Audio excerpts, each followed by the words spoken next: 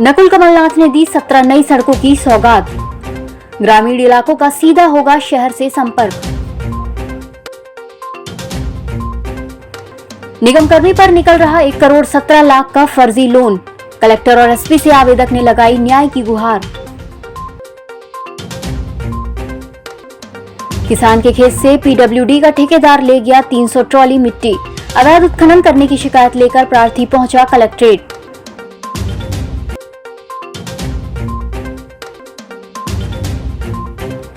Collectorate में हुई जनसुनवाई, 82 आवेदकों ने दिया आवेदन।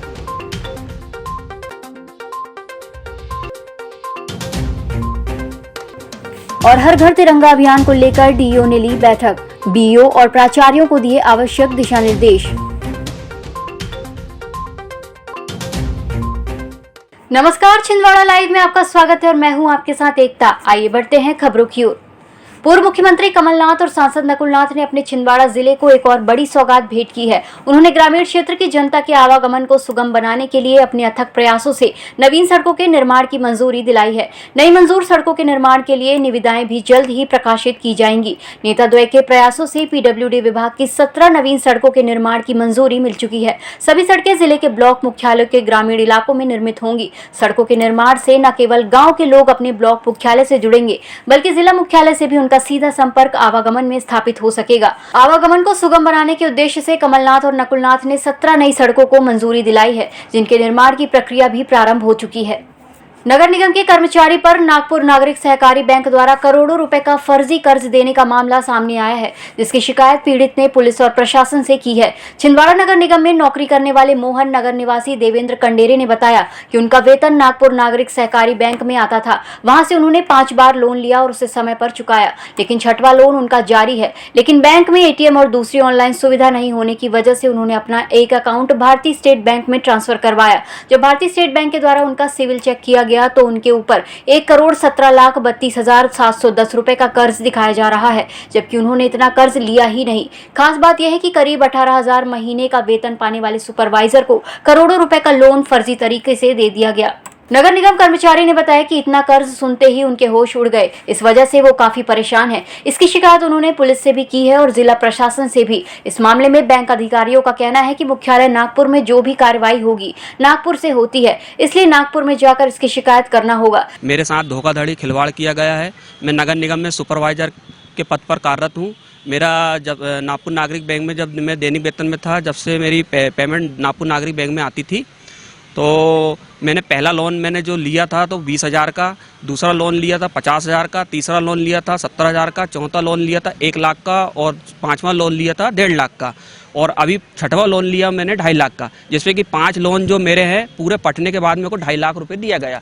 SBI में अपना खाता ट्रांसफ़र कराया, मेरी सैलरी SBI में आती है, तो SBI में मैंने 4.5 लाख रुपए का मेरा लोन पास हुआ। लोन पास होने के बाद में जब मैं साइन करने गया तो मैडम ने मेरा सिविल निकाली। सिविल में मेरा 41 लोन दर्शाया जा रहा है और मेरे ऊपर 1 करोड़ 17 लाख 32,710 रुपये का लोन बताया जा रहा है। मेरे ऊपर car loan, home loan, personal loan, business loan और 2 व्हीलर लोन, ऑटो लोन और ये फर्जी लोन मेरे ऊपर डाल दिया गया और बगैर मेरे को जानकारी मेरे को गारंटर बनाया गया है। इस मामले में छिंदवाड़ा एसपी विवेक अग्रवाल का कहना है कि उनके पास शिकायत आई भी है। इस मामले में जांच कराएंगे और जो भी दोषी होगा उसके खिलाफ कार्रवाई की जाएगी।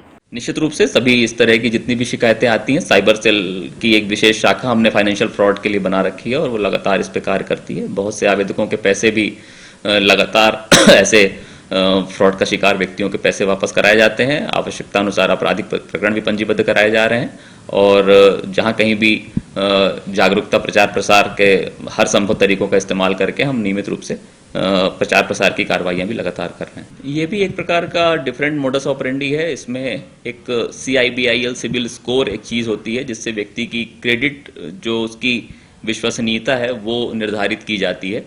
हर अकाउंट होल्डर की ऐसी सिविल स्कोर जनरेट होता है। व्यक्ति को चाहिए कि उसको लगातार चेक करें और यह देखें कि उनके अकाउंट्स की गतिविधियां क्या हो रही हैं। समय समय पर अपने बैंक अकाउंट्स जिस बैंक में वो अकाउंट आपने खुलवा रखा है वहां जाके चेक कर लेना चाहिए। संबंधित डीलिंग क्लर्क से बात भी करनी चाहिए। लोक निर्माण विभाग के ठेकेदार की शिकायत किसान के द्वारा जन सुनवाई में कलेक्टर से की गई है। किसान का आरोप है कि कोरोना महामारी के समय वो अपने खेत में नहीं गया था। इस बीच पीडब्ल्यूडी के ठेकेदार के द्वारा उसके खेत में अवैध उत्खनन करते हुए 300 ट्रॉली से अधिक मिट्टी निकाल ली गई। अब किसान का खेत पूरी तरह बंजर हो गया है। उसका परिवार मजदूरी करने में लगा हुआ है। मामला सौसर तहसील अंतर्गत ग्राम खेरीताय गाँव का है। जन सुनवाई में पहुंचे किसान नामदेव पिता उदय राम ने आरोपी ठेकेदार पर कार्रवाई करते हुए मुआवजा दिलाने की बात को लेकर कलेक्टर से न्याय की गुहार लगाई है। लॉकडाउन वजह से हम कोई जा नहीं सके खेत में। हमारी जो खेत की मट्टी थी वो मट्टी ने उठा के ले गया। किसने? 300 डंपर। किसने? पीडब्ल्यूडी विभाग में जी ठेकेदार उसने उठा के ले गया। फिर हम गए, आवेदन दिए। आवेदन देने के बाद में हमारे केस सौसर चल रही थी। सौसर से फिर बोले हम यहाँ छिंदवाड़ा से हम भेजेंगे, नोटिस भेजेंगे। तो छिंदवाड़ा में भी भेजा नहीं। अब 6 महीने का जमाना हो वैसा दब के तो लगी हुई ज़मीन थी वो, तो पीडब्ल्यूडी विभाग वालों ने 4 एकड़ ज़मीन की मिट्टी 300 डंपर मिट्टी वो बिना परमिशन से उठा के लेके गए। उनकी बगैर सूचना ना दी, हमें कोई उस बात की सूचना नहीं दी उन लोगों ने। हमारा ये कहना था कम से कम हमारी ज़मीन की जो 300 डंपर आप मिट्टी लेके जा रहे थे, कम से कम सूचना तो देना चाहिए, लेकिन सूचना नहीं दी। वो ज़मीन अभी ना उपजाऊ है ना कुछ है, कुछ नहीं हो सकता, क्योंकि पहले वो सिंचित ज़मीन थी, डैम में लगी हुई थी। तो अभी तो हमारी ज़मीन खराब हो चुकी है। इसके पहले हमने पीडब्ल्यूडी विभाग को भी आवेदन दिए है, तहसीलदार को भी आवेदन दिए है, एसडीएम को भी आवेदन दिए है। यहाँ पे भी 2 बार जन सुनवाई हुई, अभी तीसरी बार आए। कलेक्ट्रेट सभा कक्ष में आयोजित जन सुनवाई कार्यक्रम में आज कलेक्टर सौरभ कुमार सुमन को जिले के शहरी और ग्रामीण दूरस्थ अंचलों से आए आवेदकों ने सामूहिक और व्यक्तिगत रूप से उपस्थित होकर अपनी समस्याओं के निराकरण के लिए 82 आवेदन प्रस्तुत किए। कलेक्टर ने अपने समक्ष एक एक कर आवेदकों को बैठाकर उनकी समस्याएं सुनी। इस दौरान कलेक्ट्रेट सभा कक्ष में जिला पंचायत सीईओ हरेंद्र नारायण, अतिरिक्त कलेक्टर ओपी सनोडिया सहित विभिन्न विभागों के जिला स्तरीय और संबंधित अधिकारियों द्वारा भी आवेदनों पर सुनवाई की गई। जिला शिक्षा अधिकारी अरविंद चौरागड़े के द्वारा मंगलवार को डीईओ कार्यालय में समस्त विकासखंड शिक्षा अधिकारी और प्राचार्यों की बैठक ली गई, जिसमें आजादी के अमृत महोत्सव के अंतर्गत हर घर तिरंगा अभियान सहित अन्य कार्यक्रमों को लेकर जिला शिक्षा अधिकारी ने आवश्यक दिशा निर्देश दिए। इस मौके पर सहायक संचालक IM भीवनवार, DPC JK इटपाजे, APC Girish Sharma, MLB school के प्राचार्य भरत सोनी सहित अन्य स्टाफ मौजूद थे। अब वक्त हो चला है फिलहाल छोटे से ब्रेक का, मिलते हैं ब्रेक के बाद।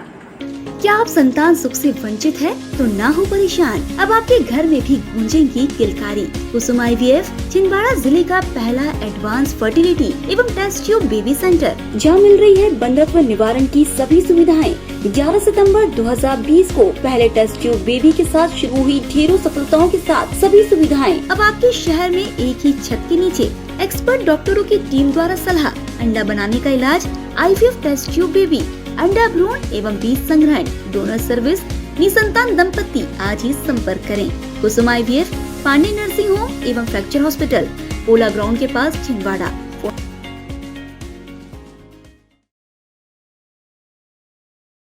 सिविल सर्विसेज की तैयारी के लिए अब दिल्ली या इंदौर जाने की जरूरत नहीं। आपके अपने शहर छिंदवाड़ा में निधि श्री एकेडमी में दिल्ली के अनुभवी शिक्षकों द्वारा UPSC और MPPSC की तैयारी, वो भी अंग्रेजी माध्यम में। उच्चतम शिक्षा स्तर, regular test, 3 days free demo classes, admission open. Nidhi Shri academy, professor colony near travel museum, Chhindwara. अधिक जानकारी के लिए संपर्क करें 7024903666। ब्रेक के बाद एक बार फिर से स्वागत है। आइए अब बढ़ते हैं खबरों की ओर। आजादी के 75 वर्ष पूर्ण होने पर केंद्र सरकार के द्वारा हर घर तिरंगा अभियान चलाया जा रहा है, जिसके अंतर्गत 11 अगस्त से लेकर 17 अगस्त तक घरों में तिरंगा लहराया जाएगा। इसी क्रम में जिला शिक्षण प्रशिक्षण संस्थान के द्वारा हर घर तिरंगा अभियान के तहत जागरूकता फैलाने के उद्देश्य से निबंध प्रतियोगिता का आयोजन किया गया, जिसके बाद राष्ट्रभक्ति की शपथ विद्यार्थियों को दिलाई गई। डाइट परिसर से समस्त स्टाफ और विद्यार्थियों के द्वारा जागरूकता रैली निकाली गई। झंडा ऊंचा रहे हमारा, झंडा ऊंचा रहे हमारा, जय किसान, जय किसान। देश में आज़ादी के 75 वर्ष के उपलक्ष्य में हर घर तिरंगा लहराने का कार्यक्रम जो है वो तय किया गया है 11 अगस्त से 17 अगस्त के बीच। इसी दौरान विभिन्न प्रकार की शैक्षणिक संस्थाओं में विविध आयोजन किए जाने हैं। जिसके तहत जिला शिक्षा प्रशिक्षण संस्थान में आज शपथ ग्रहण किया गया और उसके साथ ही रैली निकाली गई। बच्चों को हमने नारे लेखन प्रतियोगिता करवाई है। तात्कालिक भाषण हमारा अभी इसी हफ्ते में होगा और इसके साथ साथ बच्चों को हमने ये बताया है कि आपको अपने पड़ोसियों के घरों में, पड़ोसियों के बीच भी जागरूकता फैलानी है। और इसी संदर्भ में आज ये रैली निकालकर खजरी चौक से होते हुए पुराने बीटीआई छात्रावास और बीटीआई छात्रावास के पीछे जो कॉलोनी स्थित है वहाँ के लोगों में जागरूकता फैलाने के लिए इस तरह से रैली का आयोजन किया गया। नवनियुक्त शिक्षकों को डाइट परिसर में शिक्षा विभाग की गतिविधियों को लेकर प्रशिक्षण दिया जा रहा है। 2 अगस्त से लेकर 6 अगस्त तक 5 दिवसीय प्रशिक्षण इन नवनियुक्त शिक्षकों को दिया जा रहा है, जिसमें शैक्षणिक कार्य के अलावा शिक्षा विभाग की गतिविधि और अन्य कार्य के बारे में उन्हें मास्टर ट्रेनर्स प्रशिक्षण दे रहे हैं।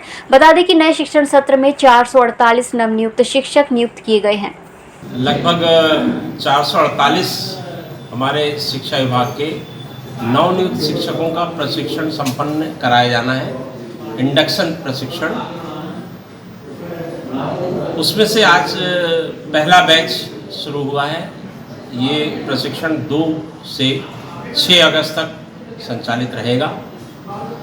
इन 5 दिनों में जो नवनियुक्त शिक्षक हैं उनको विभाग में जो जानकारियां हैं, विभिन्न जानकारियां हैं, विभिन्न प्रक्रियाएं हैं, उनसे अवगत कराया जाएगा।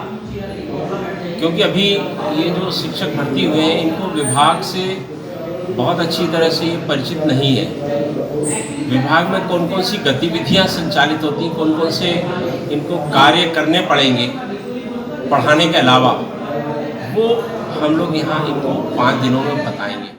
वार्ड नंबर 34 के रहवासियों के द्वारा मंगलवार को जन सुनवाई में आकर क्षेत्र में सफाई नहीं होने की शिकायत प्रशासन से की गई। क्षेत्रवासियों का आरोप है कि बरसात के दिनों में उनके घरों के सामने बारिश का पानी जमा हो जाता है, जिसकी निकासी की कोई व्यवस्था नहीं है। इसके चलते क्षेत्रवासी काफी परेशान हैं। सीएम हेल्पलाइन में भी मामले की शिकायत करने के बाद अब तक कोई निराकरण नहीं हो पाया है।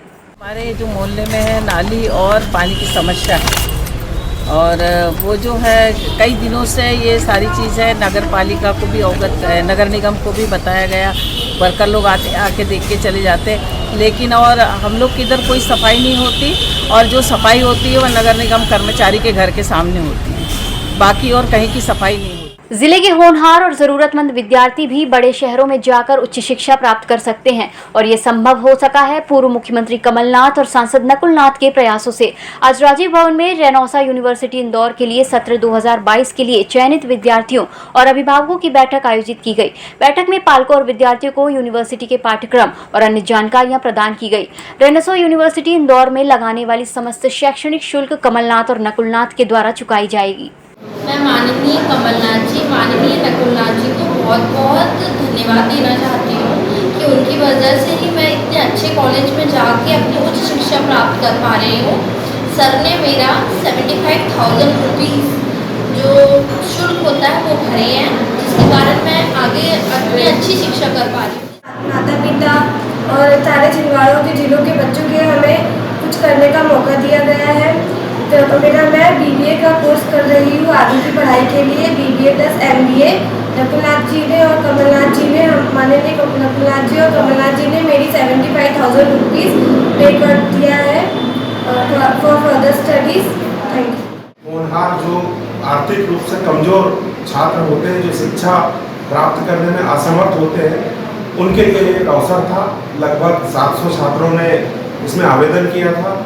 विगत 2 सप्ताह पहले इनका साक्षात्कार किया गया और इनका चयन किया गया। उसी कड़ी में आज सारे छात्रों को अभिभावकों के साथ यहाँ बुलाया गया और आने वाले समय में भारी मांग को देखते हुए 20 सीटों का आवंटन माननीय कमलनाथ जी ने अतिरिक्त रूप से और किया है। छोटी बाजार मेन रोड शिव मंदिर में नागपंचमी के अवसर पर श्री शिव सेवा समिति के द्वारा मंदिर परिसर में विशेष पूजा अर्चना की गई। सावन माह के अवसर पर भगवान शिव का रुद्राभिषेक भी श्रद्धालुओं ने किया।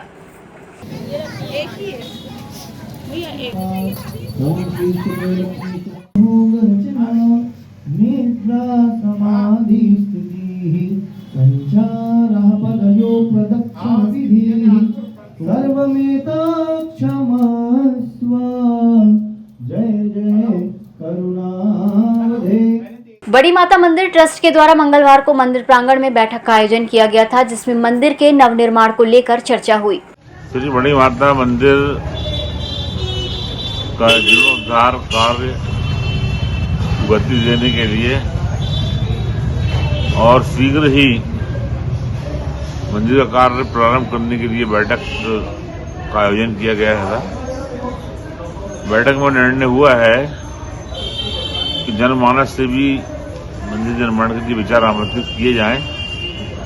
जो व्यक्ति सुझाव देना चाहता है, मंदिर निर्माण में सहयोग राशि देना चाहता है या अपना कुछ भी योगदान देना चाहता है, तो मंदिर में आकर पदाधिकारियों से संपर्क कर सकता है। सावन माह के अवसर पर छोटी बाजार स्थित राम मंदिर में भगवान शिव के त्र्यंबकेश्वर ज्योतिर्लिंग का निर्माण किया गया था, जिसका विधिवत पूजन अर्चन और रुद्राभिषेक श्रद्धालुओं के द्वारा किया गया।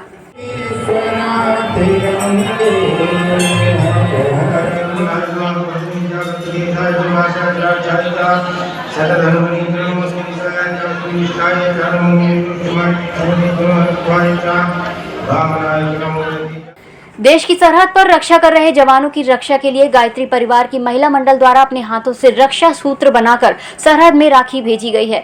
गायत्री परिवार के अरुण पराड़कर ने बताया कि गायत्री शक्तिपीठ मधुबन कॉलोनी महिला मंडल की बहनों के द्वारा अपने हाथों से निर्मित गायत्री मंत्र बोलते हुए बनाई गई इस राखी देश की रक्षा में जुटे जवानों हेतु सीमा पर पहुंचाने के लिए आज सैनिक कल्याण बोर्ड जाकर भेंट की गई है। लगभग 2000 रक्षा सूत्र गायत्री परिवार द्वारा देश के जवानों के लिए भेजा गया है।